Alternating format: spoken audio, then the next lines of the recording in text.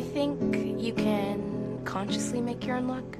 We're so in our day-to-day that we don't necessarily all the time set wide intentions for our lives but we want them, so it happens as an undercurrent, and then lucky things happen. But it's like when a boat comes by and you're thinking you want a certain type of boat, but it's coming by nonetheless, and then you say no, and it comes by again and you say no. You gotta recognize it, gotta have a sure buy.